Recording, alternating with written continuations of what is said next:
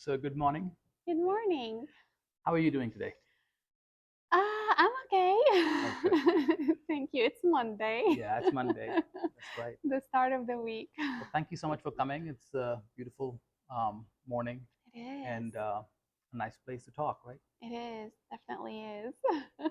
This is Would you? going to be my favorite spot. Yeah, mine too. Would you mind telling us a little bit about yourself, like your story, where you're from, your name, and when you came to the United States? Sure. Um, so my name is Nazek. I'm from Damascus, Syria. I arrived to the States, Tampa, Florida in particular, late 2013 was December.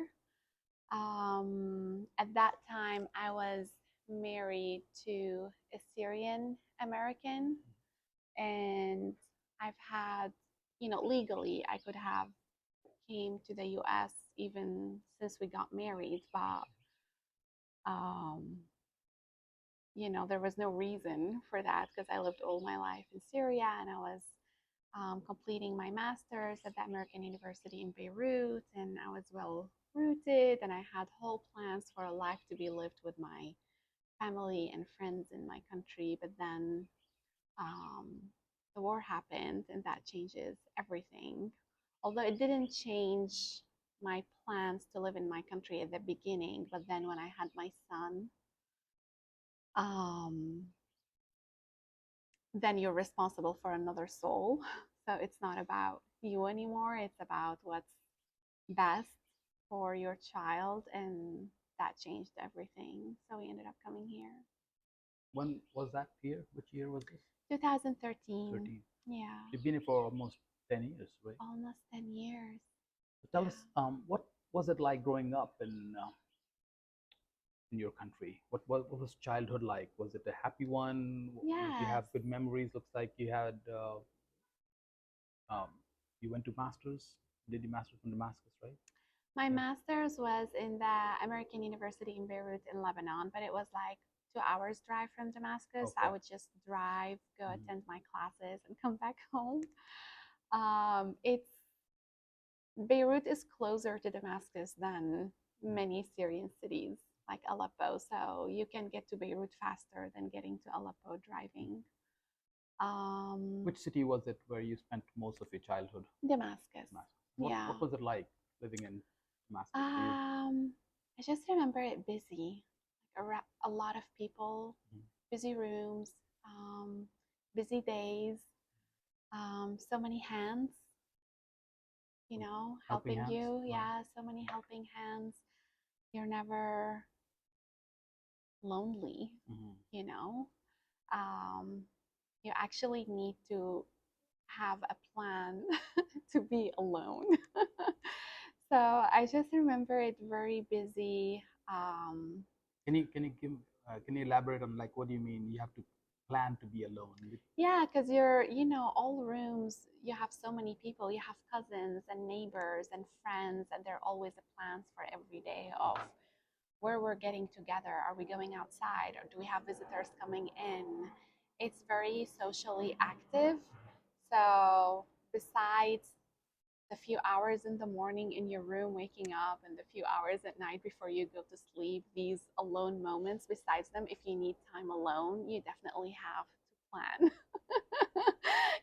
to have a room empty for yourself, just to spend time with yourself. But honestly, when I look back, I just remember, um, the sense of safety and security. There's so many people around you, know your history, know who you are, your likes and dislikes, the food you like, the novels you've read.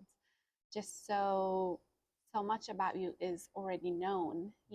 And this is the one thing every time I go back home, every room I go in, I don't have to introduce myself, which I often do here.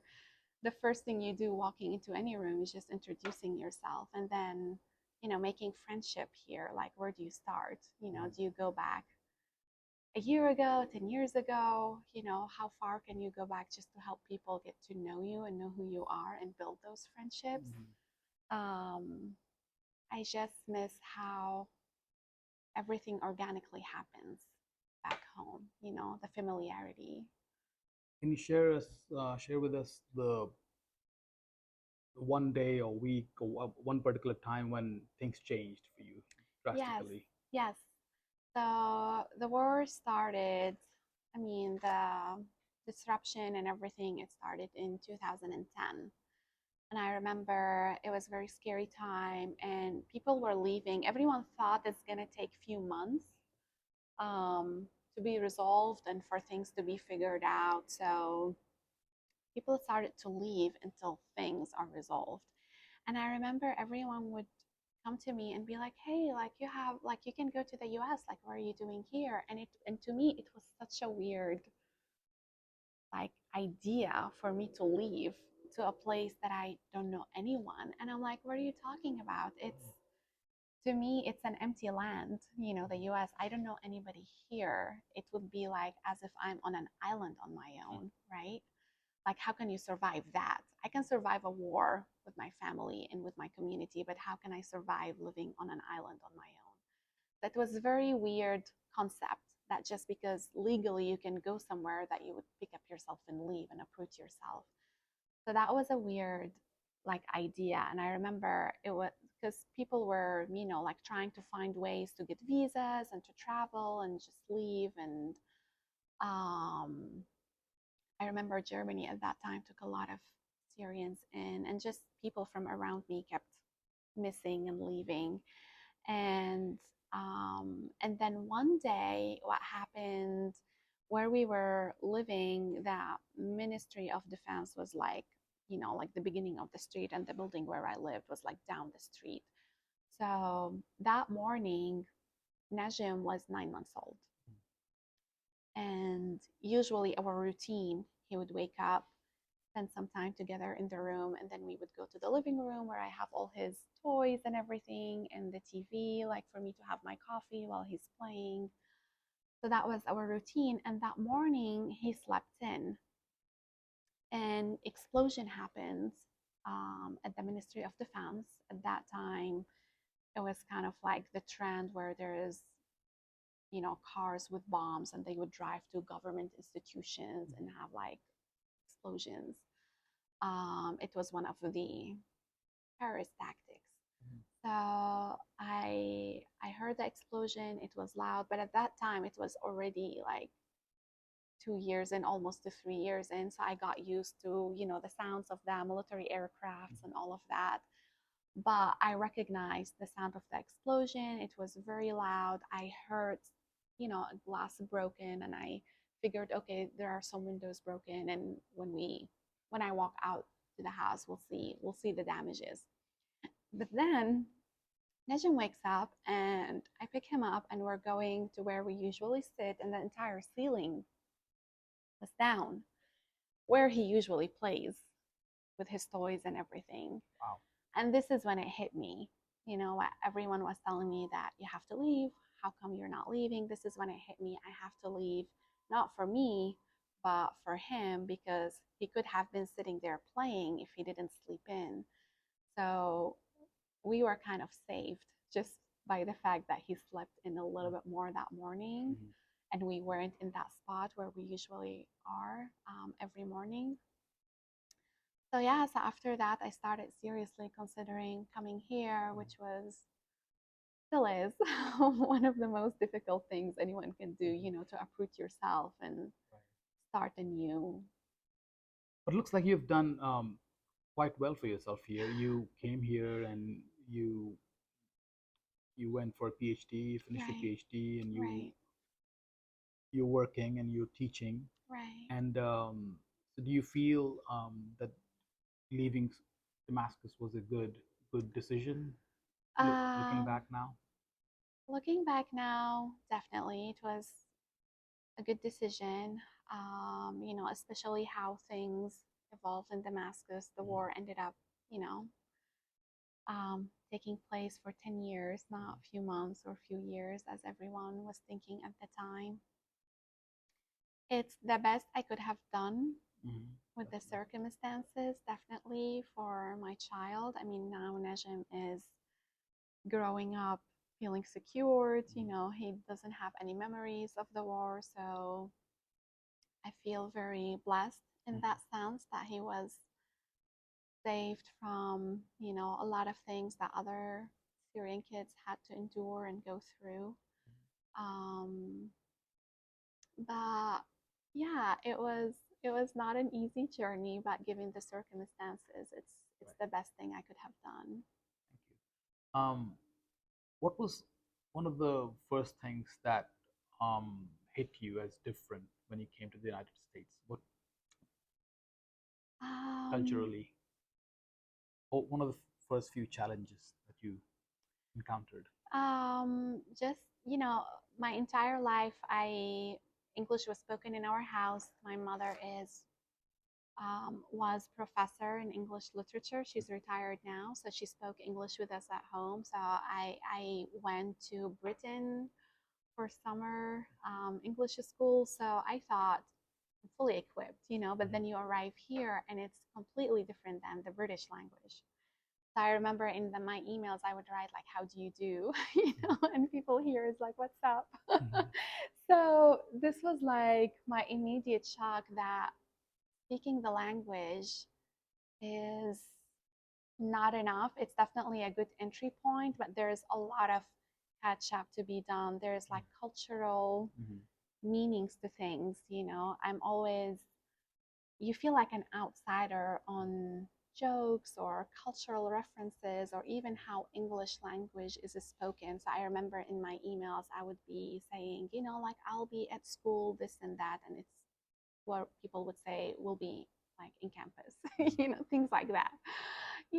So um, my English was mostly British, and then coming to America, you start learning, okay, you don't use these phrases, there are different phrases. So this is like the first thing that hit me. It's not enough that you speak the language, you should learn the culture and you learn the different meanings, Mhm.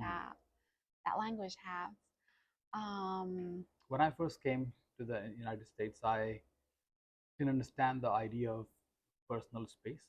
So when right, I would go to line up somewhere, support in a post office to get right, stamps, I would stand too close to the next person yeah, because in India there's too many people. You cannot have like more than 2 feet between the next person. right, And I'm looking back now, I have offended some people who they thought like I was up to something bad, constantly yeah. moving closer and closer behind them. Did you encounter something like this, which Yeah, definitely. I still struggle with relationships. I still struggle with the meanings of friendships, because back home, your friend, they come to your house, they know your mom and dad, they eat a meal with you. If my mom is taking a nap, they don't have a problem walking in, waking her up to make them food. So I still definitely, it's like this area where am I too close? Am I too far? Am I in the right spot? Um, So one of the things I remember when I first got here, I got admitted to the PhD program at our department, and I was a teaching assistant with another students of my cohort, and we were working with this professor in our department. And I remember, and we would have like weekly meetings because there is the main the main class, and then we have a discussion groups. So the TAs were responsible for the discussion group. So we would meet once a week, discuss what we're doing and everything. And then for a few weeks, our professor couldn't meet. And then when I asked about him, my colleagues told me that his wife is sick, and I know that he had two young daughters, and he has also his in-laws, two elderly, living in the house. And this is me coming fresh from Damascus. So in my mind, I was like so embarrassed that I didn't cook a meal for them. I didn't reach out. So I remember I went back, picked up my son from daycare. He was like 2 years and a half at that time, shopped all the grocery, went back home, put him to sleep, spent a few hours cooking, just to have all the meals ready, like the soup for the sick and a rice dish for the elderly and all of that. And I remember texting him the next day and I'm like, hey, professor, like, I'm so sorry. I just learned. And in my mind, I'm late, right? So I'm like nervous that I'm so rude. I'm Mhm. so late to check on everyone and just deliver food. I asked him whether he wants me to deliver the food to campus or should I drop it off at his house. And looking back now, I mean now he's one of my best friends here and my mentor, and you know, but looking back, I must ha- he must have been mortified, with this girl texting him, apologizing for being late, and then asking where to drop off food. And I remember, I ended up dropping the food off at his place. And I remember him walking up to the car and he thought like it's going to be one tray, but it was one after the other. And I was like, so, like, just apologizing for being late and everything. And he was like, what are you talking about? I'm like, like, you have a sick person in your family and this is what we do. So now looking back, you know what I mean? It's one of those embarrassing moments where I just acted completely 100% as if I'm in Syria, not Mhm. recognizing that you're in a different place. People handle things differently. I mean, he was wonderful the way he took it, and you know, obviously, Mhm. he knows so much about different cultures and everything. But me looking back, I feel I could have handled it differently. Well, you learn, right? Yeah, but even where I come from doesn't help. So we had a welcoming, like, to all the PhDs Mhm. party at one of at the chair's Mhm. um, house. And I remember asking everyone, "Where are you taking?" Mhm. Because when you go to someone's house, you always take something in hand with you. And everyone was like, "We're students, we're broke. No one is expecting us to bring anything." So I'm like, "Okay." So I didn't take anything with me. And I Mhm. remember, like, talking with my mom and telling her we went to the cheers house and we had dinner there and it was wonderful. And she's like, "No, like, what did you take with you?" And I'm like, "Oh, like, I didn't take anything. I asked and this is what everyone said." And she's like, "This is not how you were raised. Like, you go there for the first time and you've never been in their house before and you don't take anything with you." And so where you come from doesn't help either when you are trying to fit in, Right. you Because know you have to be good in both cultures, right? Right, like, now I'm bad daughter, Right. but I'm a good American citizen, I guess. Right. Right. Right. So what was it like to go to school, like go for a PhD and be in a classroom with a professor? It's a different kind of um, manners that you have to adopt because Yes. how do you treat your professors back in your country? They walk into a room and you say, "Good morning, professor." Yeah, we stand up. Yeah, stand up. And It's definitely way more relaxed here, right. which I appreciate. You're able to have a relation, Hmm. Where, back there or here? no, here, Right. like, they know you as a person, you know Right. them as, it's very, I really appreciate the dynamics here. Back Mhm. there, when a professor walks in, we all stand up. There is a more formal way of addressing your professor. We never eat in the classroom. We never Mhm. drink in the classroom. You have to really excuse yourself if you have to leave the room for any emergency or for any reason. Here, it's way more Can you call your professors relaxed. with the first name back in Damascus?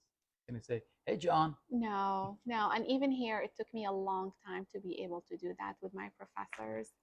Um, and still, a lot of times I can't. Like, even now, after I graduated, Mhm. and I still struggle. Like, when I see any of my professors, I still call them, like, doctor with their last name. It's just within my DNA. So there are those battles that you can't win within yourself to adapt. But it looks like you're saying that it's better here in terms Yeah, of I how you can appreciate communicate it. with your professor. Yeah, I Okay. really appreciate it because there's something to this, like, when they're personable and you can approach them and they know you as a person. I feel like it feeds into the academics, and I adopt that in my Mhm. classes. So I'm very close with my students. I like to know them Mhm. as people and want them to know me as my own individual, not just this professor that Mm. walks into the class. And so, Do you think there's an element of respect for the professors from the professors for the students also? It's both ways here, right? yes, Yeah. Do yes, you have to respect your students? yes, Yeah. yes. And I really appreciated, learning, this Mm. aspect. It's not just one way relationship where the students have to respect you. It's Right. also you Mm. having to learn about them, Mm. take the time to know who they are, have this respect for them, and support them. Right. If anyone is going through any challenges in their lives, then you can be able to help them more, Mm. having them in your class and knowing what's going on. Do you think this element of friendliness between the students and the Yes. professors can be a little bit annoying sometimes? I've been really fortunate. I didn't have any of these situations where where students cross the line or anything, but They start um, texting you, you know, no, no, I didn't have any of these have you submitted my situations. grades yet? I mean, I've learned from, again, good mentors. So my mentor would have like a statement in his syllabus, like how to be addressed in an email, like don't say hey or dude, or so I do follow like those tips here and there. I'm very clear with my students about, how to address me. But and we teach here Right, right. with like But excellent students right, where we're at. right. Yeah. I have a question.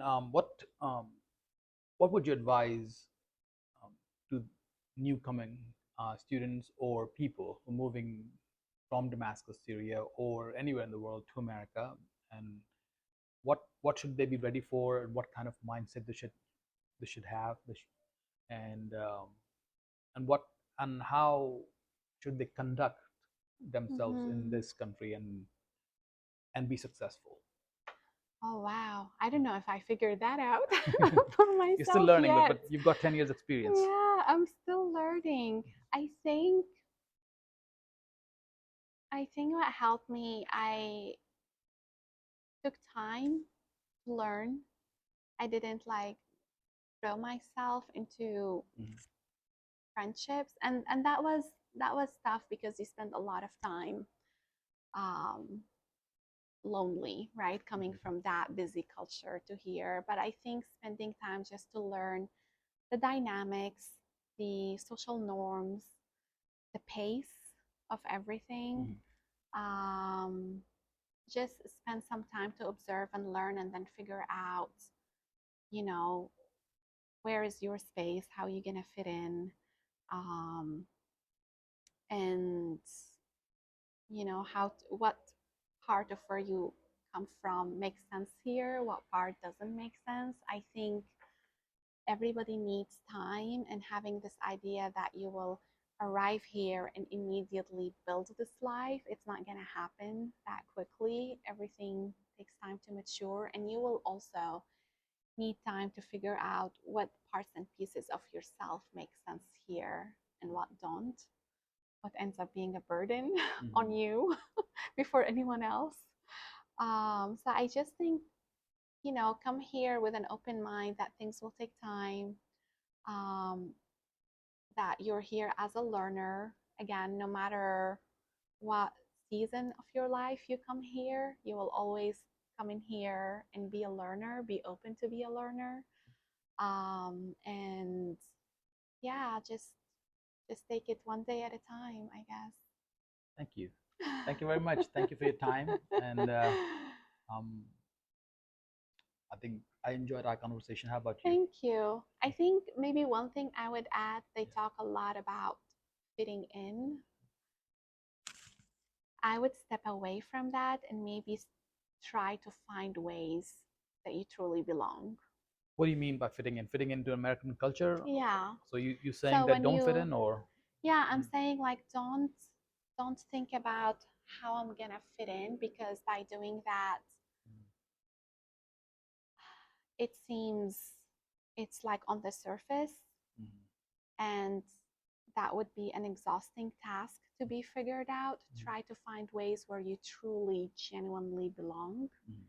People you genuinely would belong to, places you would genuinely belong to, rather than just fit in. Because I feel all efforts to Mhm. fit in are just destined to be temporary because it's not deeply rooted and it's not deep. It remains on the surface. Like it's kind Mhm. of like putting a band-aid, right? Thank you. What Yeah. so do you think you are you saying in a way that try to form more meaningful friendships, Right. More right? meaningful friendships that you genuinely are invested in and you genuinely brings joy to your life, even if that means it's going to take longer time of you being on your own and Mhm. longer time to form these friendships, but it's better than just, spending time just trying to um, change things within yourself just to fit in, Mhm. change your interest, like suddenly you're interested in, I don't know, gardening, which is something you were never interested in.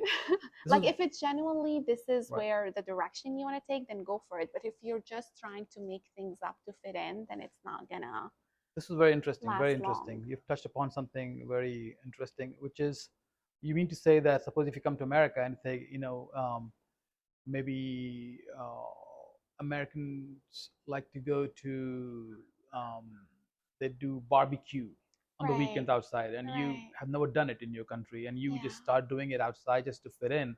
It right. will seem artificial, right?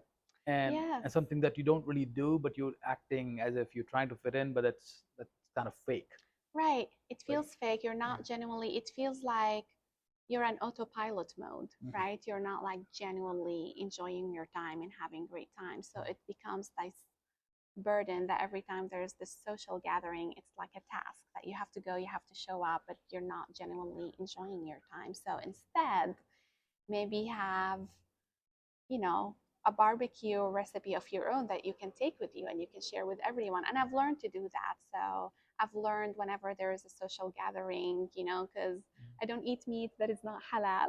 I don't Right, eat right. pork. I always bring my food with me and Mhm. that start a conversation about things that you're fond about and or even like after so living here a lot of my friends would like to go to bars, Mhm. and I don't drink. Mhm.